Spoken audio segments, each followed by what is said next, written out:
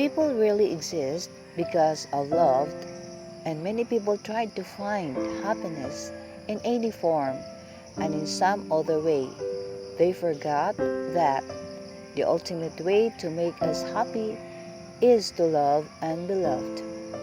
I wish to share with you the story written by Father Joseph A. Gildon, S.J. entitled Explorers of Love.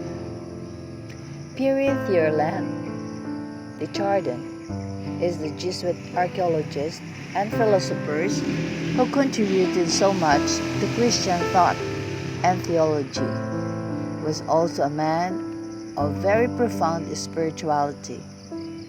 In one of his essays, he wrote a prayer that is worth meditating on.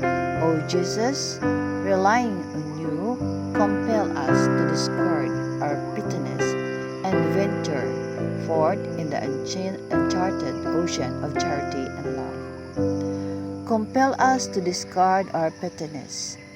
We have to be compelled, to be forced to abandon our selfishness, our natural instinct to think only of ourselves, to be totally wrapped in our own concerns and interests.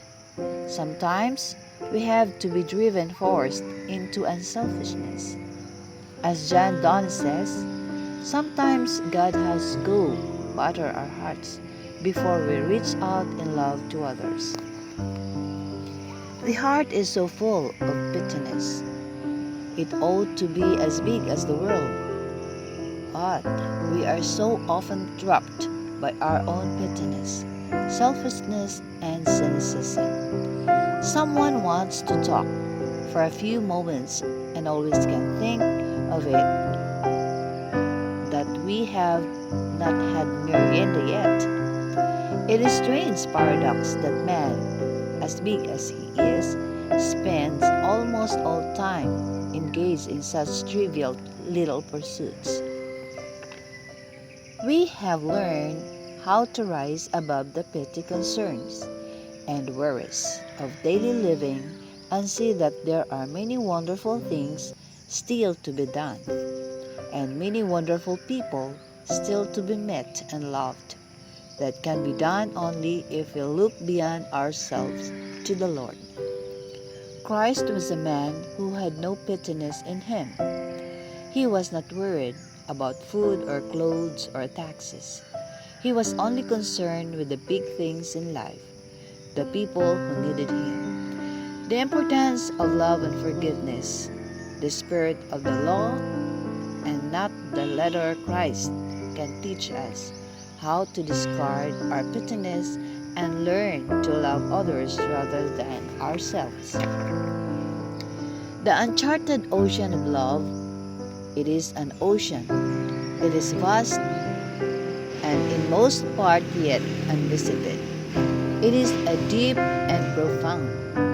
It is full of corners and bays that are new, strange and beautiful. There are no maps of love, no charts, no signposts to help us find our way. Every day, there are new situations and new people to meet. And for most of us, each day is a new journey into regions that we have not traveled before. All we have is Christ as our path and the wind of the Spirit to guide us. Each day, love is a new journey of exploration. It is full of surprises and pain, but also of rewards for those who venture forth. For that is what the journey of love is. It is a venture. It is a gamble. We never know what lies beyond the horizon. We travel most of the time in faith, not knowing what lies ahead of us.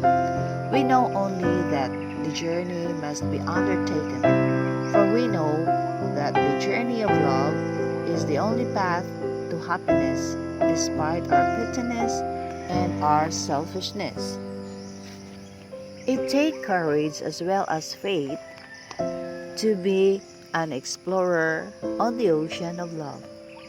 Fear or insecurity must not paralyze us, for fear is one of the greatest bitterness. It makes us worry only about ourselves and forget the great adventures that lie beyond the walls of our own narrow concerns. Trust in Christ, trust in love, and strike out for the far horizons. Thillard de Garden. Thillard de Chardin's prayer is only another echo of the words of Christ in his final prayer before he left the apostles to go out on his own venture of love. Prayer for you is that you will be loved and to love others. In the trials and mysteries of each day, Lord, for us out of our selfishness into tremendous adventure of discovering the other in love. We hope and pray that as people, even in a chaotic situation, will live always and find out love.